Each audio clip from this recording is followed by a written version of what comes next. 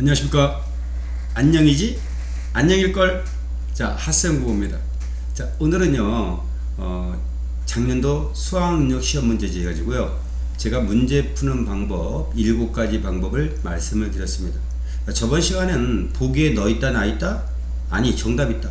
그러니까 보기만 가지고 지문의 내용을 몰라도요 보기만 가지고도 운 좋게도 세 문제의 정답이 나왔습니다.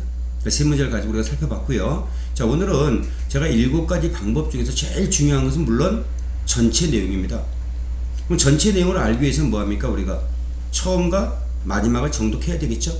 그렇게 했는데도 불구하고 낯선 용어, 우리가 싫어하는 과학 지문이라든가 법률 지문 또는 경제 지문, 이런 지문들은요 용어들이 낯설어서 읽어도 머릿속에 정리가 잘 안됩니다. 이럴 때 문제 풀 때 큰 혼란이 오거든요. 그래서 제가 전체 내용을 놓치게 되면은 그러면 최소한 마지막 단락이라도 다시 읽어봐라 그랬습니다. 이제 독서 지문을 말씀드린 겁니다. 마지막 단락만 정독을 하고요 그것만 가지고 답을 찍을 수도 있다라는 말씀입니다. 자, 그렇다면은 오늘은 한 2문제만 가지고 작년 수학능력 시험지에서 2문제 마지막 단락만 정독해서 어떻게 답을 고르는지를 좀 말씀을 드리겠습니다. 자, 시험지를 보시면요, 자, 작년도에 나왔던 지문이죠. 자, 10번부터 13번 법률입니다. 법률. 11번 문제를 좀 해보려고 하는데요. 11번 문제. 기억에 대한 이해로 가장 적절한 것은? 이라고 물어봤습니다. 지금. 그런데 기억의 마지막 단락이 있었어요. 다행히. 그 마지막 단락이 밑줄이 이렇게 있으면 주로 이 부분에 답이 있다고 보면 됩니다. 물론 이 앞뒤의 문장에서 근거를 못 찾으면요 전체 내용을 가지고 찍어도 답이 될 확률은 무지하게 높아지는 겁니다. 자, 보시면은 행정청은 재량으로 행사 기준을 명확히 정할 수 있는데 이 기준, 재량 준칙, 저번 시간에 제가 말씀드렸죠?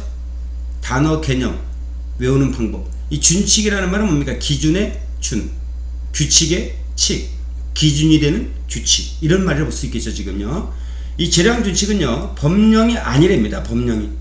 이 법령이 아니므로 재량 준칙대로 행사하지 않아도 근거 법령 위반은 아니다라고 설명합니다. 다만 이 재량 준칙을요 특정 요건 하에 어떤 요건이 있겠죠.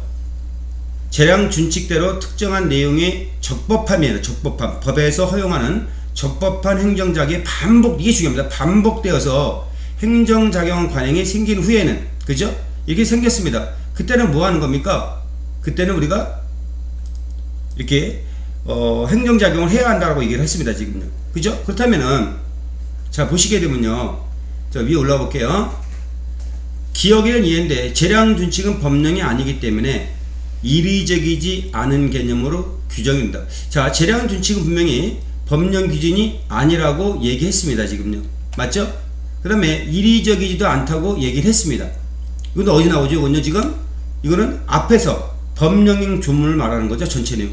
그러니까 이런 걸 읽을 때 학생들은요, 이걸 읽었기 때문에 앞에서 무슨 말인지 모르지만 전체적인 내용이죠. 법령 조문을 정해두면 이리적이지가 않습니다. 다의적입니다. 하나의 의미만 부과되는 게 아니라 1대1로 이렇게 대응하는 게 아니죠.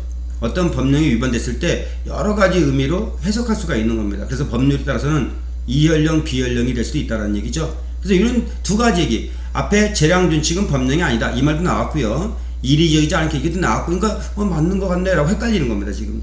그 다음에 재량 준칙으로 정해진 내용대로 재량을 행사한 행정작용은 기속행위랍니다. 이게 찾아봐야 되는 겁니다. 이것도요. 근데 뭐지? 이러고 넘어갈 수도 있는 거예요. 지금 모르면요. 재량 준칙으로 규정된 재량 행사 기준은 반복되어 온 적법한 행정작용의 내용대로 정해져야 한다. 제가 말씀드렸죠? 선택지가 순수해서 틀린 게 많다고요. 자, 보세요. 문장 구조를요. 이 재량 준칙으로 규정된, 그러니까 재량 준칙이 만들어진 거죠. 지금. 그 다음에 어떻습니까? 그게 반복되어 온 적법한 행정 내용의 내용대로 정해져야 한다. 그러니까 이 행사 기준은, 이 기준을 뭘로 만든답니까? 반복되어 온 걸로만 정해야 됩니다. 그게 아니죠. 재량 준칙을 먼저 만들었고 그거에 해당되는 게 없으면 작용을 안 한 거고요. 근데 이게 반복됩니다. 선례를 남기는 거죠. 그때는 어떻게 합니까? 그거는요, 행정작용을 적용할 수가 있다는 얘기를 하고 있는 거니까 순서가 틀린 거죠. 지금요. 먼저 재량 준칙을 만들고 반복되어서 관행으로 굳어지게 되면은 행사를 한다 했습니다. 지금. 근데 만약에 선례가 안 나오면요, 할 필요가 없는 거죠. 지금 재량준칙은 아까 법령이 아니기 때문에. 그죠? 그래서 이거는 원칙 내용을 가지고 생각해야 되는데 모르면 냅둬도 돼요. 순서까지 생각하려면 힘드니까. 재량준칙이 정해져야 행정청은 특정 요건의 행정작용의 구체적 내용을 선택할 수 있는 재량을, 이 내용을 선택하는 게 아니고요, 그 재량준칙에 나와 있는 그 기준에 따라서 선례가 만들어지고 관행으로 굳어지면 그때 행사할 수 있다 했던 겁니다. 이것도 모르면 냅두고요. 5번 재량준칙이 특정한 요건에 적용된 선례가 없어요. 그럼 뭡니까? 이건 법령이 아니기 때문에 뭐랍니까? 행사 안 해도 되죠? 행정청은 동일한 요건이 충족돼도요, 행정작용은 할 때 재량준칙을 따르지 않을 수가 있다잖아요. 지금. 그죠? 그러니까 뭐가 정답입니까? 5번이 똑같은 얘기죠. 마지막 단락.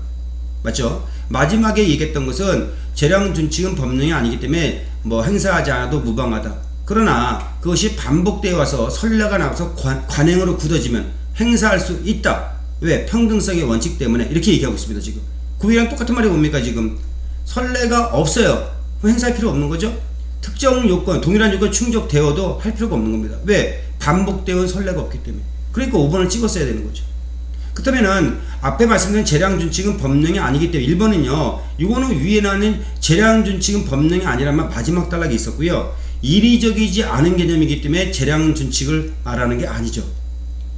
그 다음에 재량준칙으로 정해진 내용대로 재량을 행사하는 것은 기속행위가 아니고요, 보시면요, 이건 재량행위입니다. 이거 분류, 역발상인데요, 여기 보면은 앞에 나면 기속행위라는 말 찾아야 되겠죠. 지금 그래서 이 앞에서 보게 되면 재량행위다라는 말이 하나 있고, 여기 지금요, 그죠? 재량행위가 하나 있고요, 그 다음에 기속행위가 있습니다. 기속행위는 뭔가 반드시 해야 하는 겁니다. 이건요.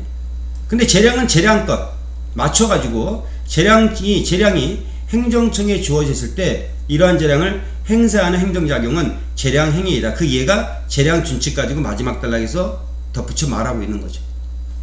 자, 그 다음에 아까 말씀드린 3번 같은 경우는 뭡니까? 이거는 내용을 먼저 정해놓고 그게 반복되어 선례가 굳어지면 행사할 수 있는 거고요, 내용은 정해졌는데 반복된 게 없어요. 그럼 동일한 요건이 충족돼도 할 필요가 없는 거죠. 재량준칙이 정해져야 행정청은 특정 요건하에 행정작용의 내용을 선택하는 게 아니죠. 행정작용을 선택할 때는 반복되어 온 뭐가 있습니까? 선례가 있어가지고 관행으로 굳어져야죠. 자, 그 다음 또 하나 문제인데요, 뒤에 지문이 나왔는데요, 요것도 생명과학에 나와 있는 요거 클라이 법칙인데요, 요것도 이제 15번 문제 한번 풀어볼게요. 15번 문제. 윗글을 읽고 추론해보래요. 이거 지금요. 그럼 이것도 모르겠어. 무슨 말인지 지금 읽어도요, 무슨 공식도 나오고 어렵습니다. 지금. 그럼 마지막 단락을 읽어볼게요. 한번요. 클라이버는 사람 이름이죠. 이런 방법에 근거해. 뭔지 모릅니다. L 그래프에 나타난 최적의 직선 길이는 0.75라는 결론을 얻었습니다. 이에 따라 동물의 체중, 이거 대사 체중이라고 하는데요, 기초 대사량이 비례한답니다. 이것을 우리는 클라이버 법칙이라 하며 이때 0.75를 대사 체중이라 부른답니다. 이때 대사 체중은요, 치료제 허용량의 결정에 이용이 되는 겁니다. 이게 전체 내용이거든요. 초기학자들은 0.67이라 했습니다. 근데 이 0.75가 더 늘어난 거죠. 지금 이때 그 양은 대사 체중에 비례하여 정한다. 그 양보다 대사 체중에, 이게 전체 내용이죠. 화자가 대사 체중이니까 지금요. 이는 치료제 허용량이 체내 대사와 밀접한 관련이 있기 때문이다. 밑에 선지에 사례도 나오지만 코끼리하고 생쥐하고 몸무게가 다릅니다. 당연히 뭐가 다릅니까? 대사 체중이 다르겠죠. 약을 어떻습니까? 다르게 처방을 해야 되겠죠. 보세요 한번요. 15번 윗글을 읽고 추론한 내용입니다. 적절하지 않은 것은 일반적인 경우 기초 대사량은 하루에 소모되는 총 열량 중에 가장 크답니다. 비중이요. 근데 이것도 찾아봐야 되는 거거든요. 사실은 모르면요. 마지막 단락에는 안 나와 있어요. 그럼 어디에 있었냐? 이거는 첫 단락에 나와 있습니다. 첫 단락에 뭐라고 나왔습니까? 이 부분은 맨 앞에 보면요, 기초 대사량은 개체에 따라 대사량의 60에서 75% 차지하니까 아주 많은 양이죠. 3분의 2가 넘는 거죠 지금. 그러니까 여기 나와 있는 1번은 맞는 얘기죠. 2번 클라이버의 결론에 따른 마지막 단락이 있었죠. 기초 대사량이 동물의 체표 면적에 비례한다고 볼 수가 없는 거죠. 이건 지금요. 그죠? 여기 나와 있는 것처럼 클라이버의 결론에 따르면 기초 대사량이 동물의 체표 면적에 비례하는 게 아니고요, 대사 체중에 비례한다 했습니다. 기억나시죠? 자, 오늘 19세기 초기 연구자들은 체중의 증가율보다 기초대사량의 증가율이 작다고 생각했겠군. 그 체중의 증가율보다 기초대사량의 증가율이 작다고 생각했습니다. 그거는 찾아봐야 됩니다. 지금요. 우리가 1900 0. 기초역이죠. 체로 발생의 열량이 체표 면적에 비례한다고 보았다. 즉 그들이 항상 일정한 비례를 갖는다는 것인데 체표 면적은 0.67에 비례합니다. 대사체중이죠. 기초대사량은 체중이 아닌 대사체중 0.67에 비례한다 했다. 어떤 변수의 증가율은 증가 후 값을 증가 전 값으로 나눈 값이므로 체중이 W에서 EW로 커지면 체중의 증가율은 2가 되겠죠. 이 경우에 기초대사량 증가율은요 2.067이니까 1.6이 되겠죠. 지금요. 그러니까 여기 나와 있는 것처럼요 초기 연구자들은 체중의 증가보다 기초대사량 증가율은 1.6이 되니까 적다고 볼 수 있겠죠. 그 다음에 4번 코끼리에 적용하는 치료제 허용량을 기준으로 이건 금방 얘기했던 마지막 단락입니다. 뭐에 비례한데요? 체중에 비례해서 생쥐에게 적용할 허용량을 정한답니다. 그럼 내용은 일단 다 맞는 것 같아요. 체중도 나왔고요. 그런데 아까 뭐랬습니까? 체중에 비례한다. 대사체중. 그 양은 뭐다? 그 양은 대사체중에 비례한다. 그러니까 대사라는 말이 빠진 거죠. 여기 지금요. 그죠? 그러니까 이게 틀린 얘기죠. 지금요. 마지막 단어가 정답했으면 1번, 2번, 3번은 찾을 수 없다 하더라도 지금 물론 2번은 마지막 단락 가지고 지울 수 있었지만요. 그리고 5번 클라이버 법칙에 따르면 동물의 체중의 증감에 따라 함께 늘어나는 에너지의 필요량이 이전 초기 연구에서 생각했던 양보다 많겠군. 그쵸? 초기는 0.67이었습니다. 그죠? 여기 0.67 기억나시죠? 근데 마지막엔 클라이버는 뭐라 했습니까? 0.75라 했으니까 늘어났죠 지금요? 그러니까 5번도 맞는 얘기죠.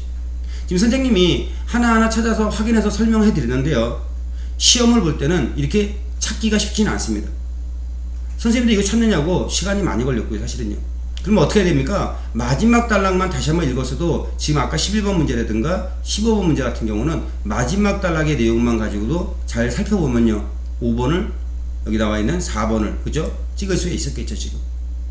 이해하십니까? 그래서 제가 말씀드린 거는 시간이 없기 때문에 한번 그 순간에 이해 안 되면요 아무리 읽어도 이해하기 쉽지 않습니다. 그때는 빨리 그 문제를 선생님이 말한 방법으로 찍고 다음으로 넘어갈 수 있는 용기가 좀 필요하지 않을까. 그러면 시간 안배에 실패하지 않는 그런 학생이 될 것 같습니다. 자, 오늘 여기까지 강의하도록 하겠습니다. 고맙습니다.